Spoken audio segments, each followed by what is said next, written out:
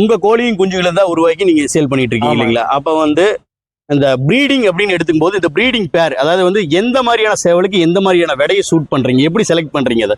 நான் ஆவரேஜான விடையா இருந்தாங்கண்ணா, ரேட் கம்மியா இருந்தா பெரிய சேவலுங்கண்ணா, ஓகே, நல்ல இடையில சேவலா போடுவோங்க. சரி, அப்பதான் எங்களுக்கு ப்ரீடிங் வரும்போது எங்களுக்கு குஞ்சுங்க வந்து சீக்கிரமா முகை இருக்குங்க. ஓகே, இல்ல 1.5 வருஷம் ஆயிருங்கண்ணா, ரெண்டுமே பெரிய கோழியா போட்டாங்களோ சரி, 1.5 வயசுல எங்களுக்கு ரிசல்ட் கிடைக்காதுங்க. ஓகே, இதுனா ஒரு வருஷத்துலயே எங்களுக்கு ரிசல்ட் தெரிஞ்சிருங்க. சரி, ஆனா அந்த மாதிரி நாங்க பேர் பண்றதுங்க. சரி, பண்ணி முடிச்சிட்டாங்கன்னா சரி, நார்மலாங்கண்ணா, இதுல இன்குபேட்டர் எல்லாம் கிடையாதுங்கண்ணா, சரி, எல்லாமே தாய் கோழி தானுங்க.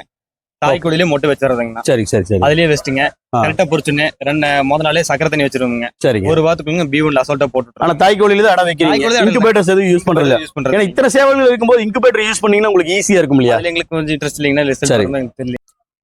ஒரு 5 கிலோவுக்கு மேல இருக்கிறது ரொம்ப வந்து சாவல்களுக்கும் டேஞ்சர், நம்மளுக்கும் டேஞ்சர். சரிங்க, அதுக்கு அட்டாக் வர்றதுக்கு வாய்ப்புகள் அதிகம். வாய்ப்பு இருக்கு.